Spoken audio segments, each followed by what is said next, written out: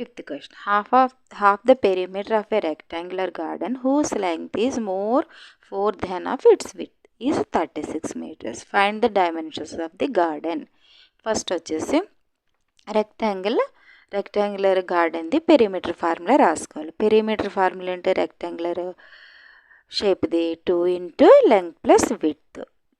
So ఇక్కడ ఏమన్నాడు, half అన్నాడు కాబట్టి బై 2 చేస్తే 2 క్యాన్సిల్ అయిపోయి ఎల్ ప్లస్ డబ్ల్యూ.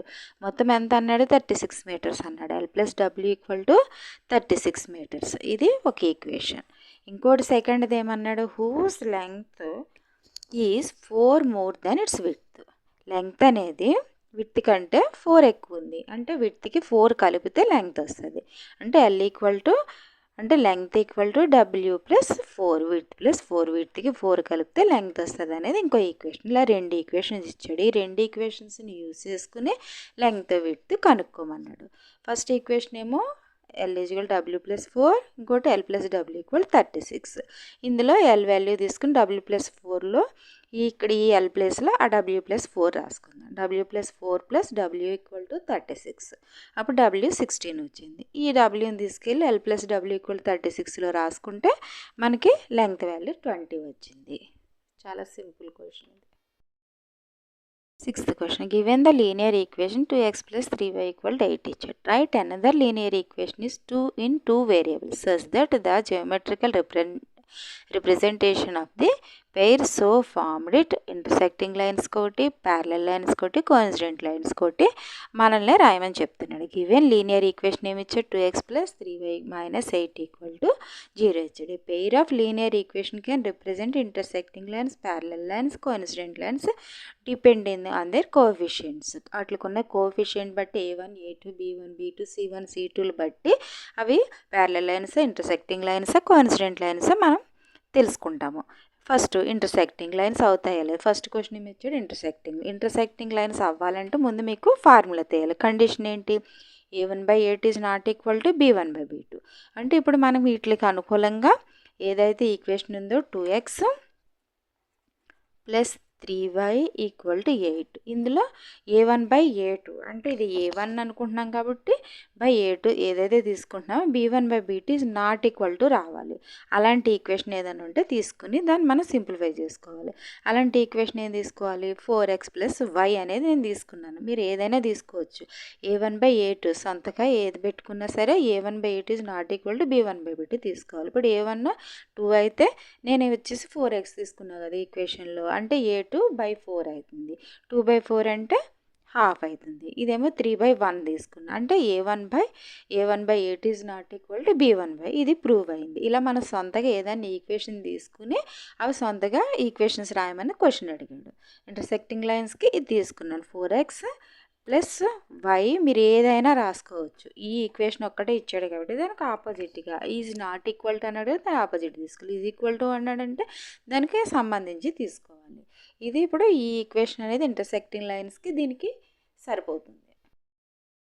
లైన్స్కి ఈక్వేషన్ తీసుకుంది. ప్యారలల్ లైన్ ముందు ఫార్ములా రాసుకోవాలి. ఈ మూడిట్లు కూడా ప్రూవ్ చేయాలని ముందు formula A1/8 equal to B1/B2 is not equal to C1/C2. అంటే A1, A2కి ఇవన్న ఈక్వేషన్కి రిలేషన్ ఉండేటట్టు తీసుకోవాలి. తీసుకుని మూడోది మాత్రం నాట్ ఈక్వల్ టు, మనకి ఈక్వేషన్ ఏమి ఇచ్చాడు, 2x plus 3y equal to 8 ఇచ్చాడు. అంటే A1, A2 వాల్యూస్ ఎలా ఉండాలి, దానికి సంబంధించి ఉండాలి. A1 2 తీసుకున్నాము, 4 అంటే ఇది చేస్తే ఇది కూడా ఈక్వల్గా వచ్చేటట్టు ఈక్వేషన్ తీసుకున్నాం. 2కి 4 తీసుకొని 3కి 6 తీసుకున్నాం. అప్పుడు ఇది కట్టే 2 మిగిలింది, ఇది కట్టే 2 మిగిలింది. సో సరిపోతుంది కాబట్టి ఈక్వేషన్ తీసుకున్నాం. బట్ C1, C2 అనేది నాట్ ఈక్వల్ టు, వీటికి ఈక్వల్గా ఉండకూడదు అన్నాడు కాబట్టి 15 తీసుకున్నాం. అది నిజంగా ఈక్వల్గా ఉండాలంటే మనం 16 తీసుకోవాలి. అప్పుడు ఇది కట్టే అది అవుతుంది. ఇప్పుడు ఇది అనేది ఈక్వేషన్ తీసుకుంటే మనకి A1/A2 2/3 B1/B2 is not equal to C1/C2 అయింది. ఈ రెండు ఈక్వేషన్ నుంచి ఇది హాఫ్ వచ్చింది, ఇది హాఫ్ వచ్చింది కాబట్టి ఇది C8/-15 వచ్చింది. కాబట్టి అది ఇవి ప్యారలల్ లైన్కి ఎగ్జాంపుల్. మూడోది కోఇన్సిడెంట్ లైన్ అనగానే ముందు ఫార్ములా రాసుకోవాలి. A1/8 equal to B1/B2 equal to C1/C2. మనం ఇది ప్రూవ్ చేయాలంటే ముందు మనకి ఇచ్చిన ఈక్వేషన్ రాసుకుని దానికి అనుకూలంగా కిందే రాసుకోవాలి. దానికి అనుకూలంగా ఏం రాసుకోవాలి, A1/A2 equal to B1/B2 equal to C1/C2 అన్నట్టు 2కి కంపల్సరీ డబల్ 4 రాసుకున్నాం కాబట్టి 3కి డబల్ ఇంటూ 2 చేస్తే 6 అయింది, 8కి ఇంటూ 2 చేస్తే 16 అయింది. అప్పుడు ఈ 3 కట్ అయితే మూడిట్లకి ఆన్సర్ హాఫ్ వస్తుంది కాబట్టి మనం తీసుకునే ఈక్వేషన్ కోఇన్సిడెంట్ దానికి ఎగ్జాంపుల్కి సరిపోతుంది. ఇలాగ మీరు ఏదైతే ఇచ్చాడో ముందు ఇది రావాలంటే ఈ ఫార్ములాస్ రావాలి. ఈ ఫార్ములా రాసుకుంటేనే ఈ స్టెప్ చేయగలరు. ఈ ఫార్ములా రాకపోతే ఈ స్టెప్స్ నెక్స్ట్ స్టెప్స్ రావు కాబట్టి ఈ ఎక్సర్సైజ్ మొత్తం కూడా ఈ ఫార్ములాస్ చాలా important.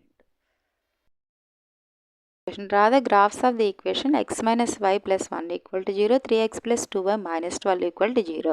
Determine the coordinate of the vertices of the triangle formed by these lines and the x-axis and they shade the triangular region.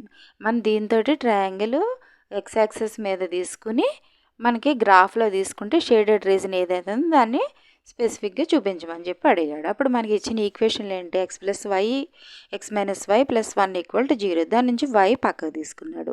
3x plus 2y minus 12 equal దీంట్లోంచి కూడా why పక్కకు తీసుకున్నాడు. Why ఎందుకు తీసుకున్నాడు అంటే X axis అన్నాడు కాబట్టి, intersection X axis అన్నాడు కాబట్టి వై తీసుకుని పక్కన పెట్టుకున్నా.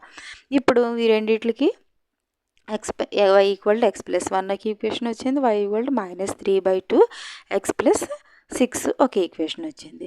ఇప్పుడు ఏమన్నాడు, intersection with X axis, so Y equal to 0. X axis intersection అయింది కాబట్టి Y equal to 0. Y equal to 0 అయితే ఎక్స్ వాల్యూ ఎంత అయింది, -1 అయింది. వై ఈక్వల్ టు 0 అయితే ఎక్స్ వాల్యూ ఎంత అయింది, 4 అయింది. అంటే ఇంటర్సెక్షన్ పాయింట్స్ ఏమేమి వచ్చినాయి, -1 ఎక్స్ వాల్యూ -1 అయితే Y equal to 0, X value 4 వస్తే వై ఈక్వల్ టు 0 వచ్చింది. ఇది 0, Y equal to 0. Intersection of the two lines y equal to intersection 2 y equal to X plus 1 వచ్చింది, y ఈక్వల్ టు అంటే ఇది equal to ఇది, రెండు y values కాబట్టి ఇది ఈక్వల్ టు ఇది తీసుకుని ఇంకో ఈక్వేషన్ ఫామ్ చేద్దాం. X plus 1 equal to -3/2 X plus 6. దాన్ని సింప్లిఫై చేస్తే ఎక్స్ వాల్యూ 2 వచ్చింది. ఈ ఎక్స్ వాల్యూని తీసుకెళ్ళి ఫస్ట్ ఈక్వేషన్లో పెట్టుకుంది. ఎక్స్ వాల్యూని తీసుకెళ్ళి y equal to X plus 1 దాంట్లో పెట్టినప్పటికీ వై వాల్యూ ఎంత వచ్చింది, 3 వచ్చింది. అంటే ఇంటర్సెక్షన్ పాయింట్ ఏమొచ్చింది, 2, ఎక్స్ వాల్యూ 2, వై వాల్యూ 3 వచ్చింది. ఇక్కడ మన పాయింట్స్ ఏమేమి వచ్చినాయి, ఇంటర్సెక్షన్ పాయింట్స్ -1 0 ఒకటి వచ్చింది, 4 0 ఒకటి వచ్చింది, 2 3 ఒకటి వచ్చింది. ఈ 3 ఇంటర్సెక్షన్ పాయింట్స్ వచ్చినాయి మనకి. ఎలా వచ్చిన 3 కూడా ఇంటర్సెక్షన్ పాయింట్స్ ఇచ్చిన ఈక్వేషన్ బట్టి సింప్లిఫై చేసుకుంటూ వెళ్తే 3 ఈక్వేషన్స్ వచ్చినాయి. Vertices of the triangle -1 0 X axis నుంచి అయినప్పుడు ఫస్ట్ లైన్ని, 4 0 అనేది సెకండ్ లైన్ని ఎక్స్ యాక్సిస్ మీద తీసుకున్నప్పుడు 2 3 అనేది 2 లైన్ ఇంటర్సెక్షన్ చేసినప్పుడు వచ్చినాయి. ఇప్పుడు draw the line y equal to X plus 1 passing through the, ఇప్పుడు y equal to X plus 1 అనేది ఒక ఈక్వేషన్ ఉంది కదా, first equation y equal to X plus 1 అనేది ఫస్ట్ ఈక్వేషన్. దేని నుంచి తీసుకున్నాడు, X minus Y plus 1 equal to 0 నుంచి y equal to X plus 1 అని వచ్చింది. దేని నుంచి వెళ్ళింది, -1 0 నుంచి 0 1 నుంచి వెళ్ళింది.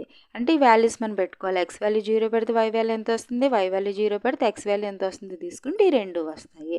ఎక్స్ వాల్యూ 0 పెట్టినప్పుడు వై వాల్యూ వచ్చినప్పటికీ -1 అవుతుంది, వై 1 అవుతుంది. వై వాల్యూ 0 పెడితే ఎక్స్ వాల్యూ మైనస్ అవుతుంది. అంటే X value Y value zeros పెట్టుకున్నప్పుడు ఈ లైన్స్ వచ్చినాయి. సెకండ్ ఈక్వేషన్లో కూడా ఎక్స్ వాల్యూ వై వాల్యూ 0 పెట్టినప్పుడు ఏమొచ్చినాయి, 4 0 0 6 వచ్చినాయి. ఎక్స్ వాల్యూ వై వాల్యూలు పెట్టుకుని మనం చేసుకోవాలి. అప్పుడు మార్క్ ద వర్టిసెస్ ఏమేమి వచ్చినాయి, -1 0 4 0 2 3 ఆ 3 లైన్స్ ఉన్నాయి కదా, ఆ 3 లైన్స్ని తీసుకుని షేడెడ్ ఎక్స్ యాక్సెస్ మీద గ్రాఫ్ గీసుకోవాలి. X axes Y axes, X axes మీద వై యాక్సెస్ మీద తీసుకున్నాము.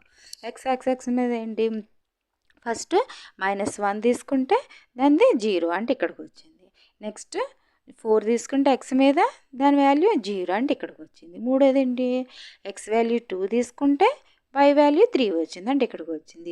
ఇది ఇలా గ్రాఫ్ గీసిన స్కేల్తో గీసుకుంటే ఈ షేడెడ్ ఏరియానే ఈ రెండు లైన్స్ వల్ల ఏర్పడిన షేడెడ్ ట్రయాంగిల్ షేప్ అన్నట్టు.